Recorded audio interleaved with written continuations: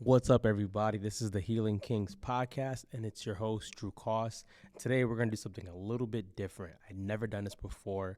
I'm new to this person. Her name is Trisha Hersey, but I love what she puts out on social media. And I grabbed her a card deck called the Rest Deck. Right? I'm not sponsored by them, but if they want to sponsor me, let's talk.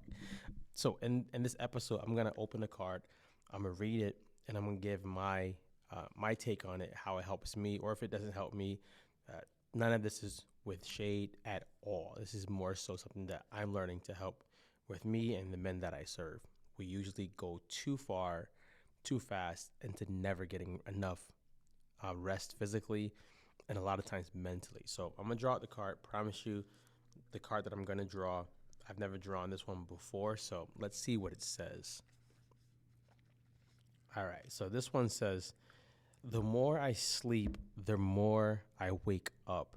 I will stay and rest. Let's just give kudos first to how the cards look. If you're listening to this through YouTube, the cards look amazing. Looks freaking amazing. Productivity is a myth. There's no need to rush at this moment. Make time to sit with your eyes closed for 10 minutes. Rest your eyes. Focus on your breathing. Visualize warm softness wrapping around you like a fluffy blanket. Let the sounds in the room wash over you. You can just be. Let me tell you already, right? So I can't take the 10-minute break right now because I'm recording. But I love these because they usually go against everything that we're taught from society, which is not always wrong, but a lot of it is wrong. The whole notion of I need to always be doing something. If I'm not doing something towards this goal, I'm not productive. I do agree. I do believe that's a myth. I do believe you should work towards goals and things like that. But I think it's a thin line before it becomes something where we think movement only is productivity, right? Something that God did was he made the world in 6 days, and on the 7th day, he completely rested. This part I like a lot too. There is no need to rush at this moment. Raise your hand if you're someone who's always rushing. Raise your hand also if you're someone who feels like everyone around you is always rushing. There's no need to rush at this moment. So if productivity is a myth and there's no need to rush at this moment, why does everyone do it? I strongly believe that we become a product of our society. And I strongly believe that people eventually just do things because other people are doing them.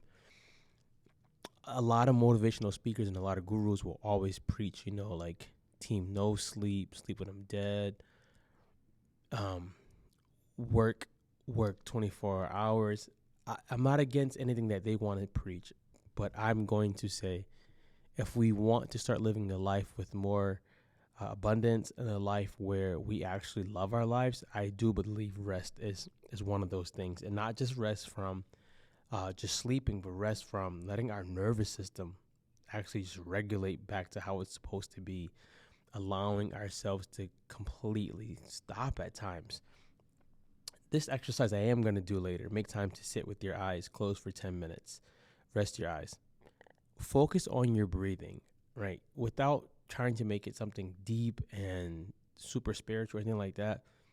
You'll realize just focusing on your breathing alone, how much you're not even taking like deep breaths, right? And sighing and exhaling.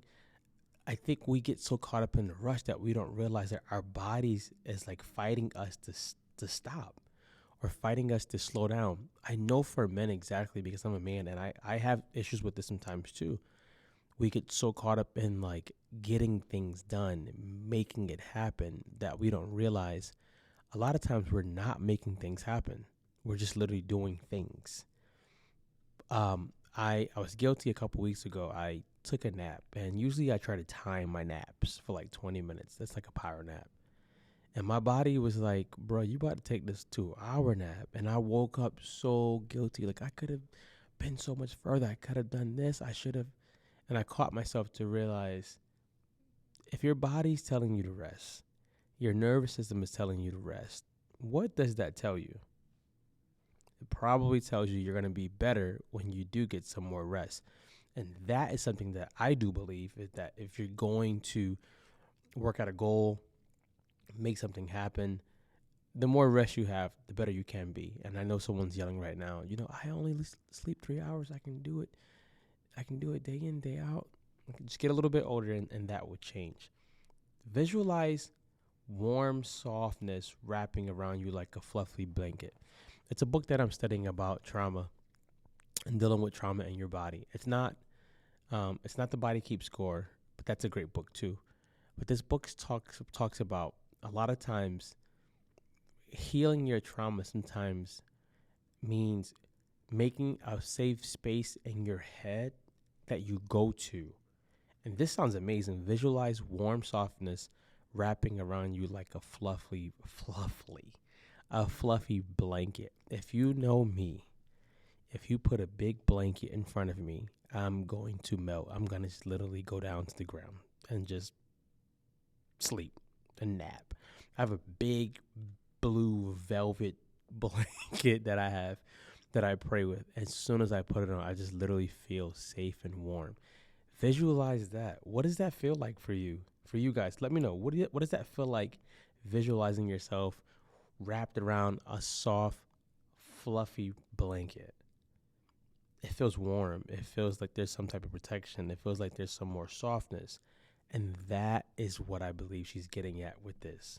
And that's how I'm in agreement with that. Let the sounds in the room wash over you. You can just be.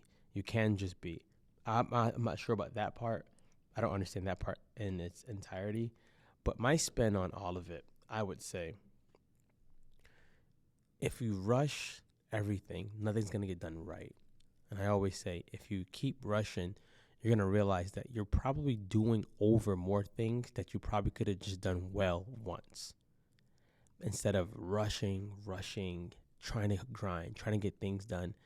The word grind is not even a good word. Someone who I love to study, a couple people who I love to study. Number one, Myron Golden. You guys probably know that. Definitely T.D. Jakes. Jim Rohn from back in the past. But I haven't gone deep, but I would like to go a little bit deeper on studying a monk. Just how they do some things. I'm not saying everything. I'm not saying that you're going to see Drew dressed like a monk or become a monk. I'm not saying that.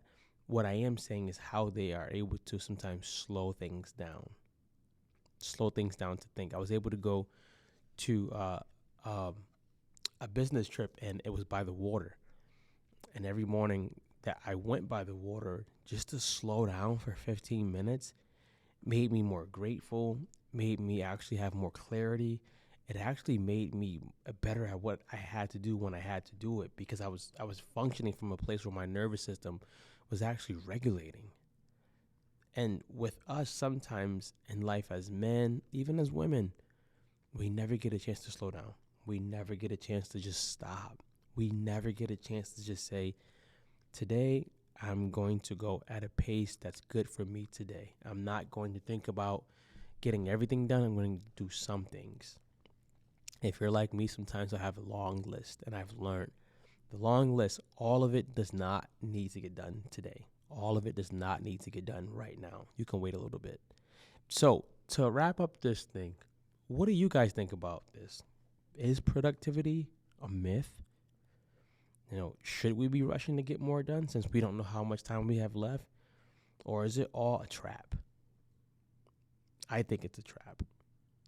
What do you think, though? I want to know. If this resonates with you, I would love to hear your thoughts on it. If you're watching by YouTube, go ahead and leave it in the comments. Make sure to subscribe, like. If you're not on YouTube and you're listening to the audio version, listen to that and then leave a comment. I do believe strongly that she's right on this one, and I like it. Go follow her too. Her name is Trisha Hersey.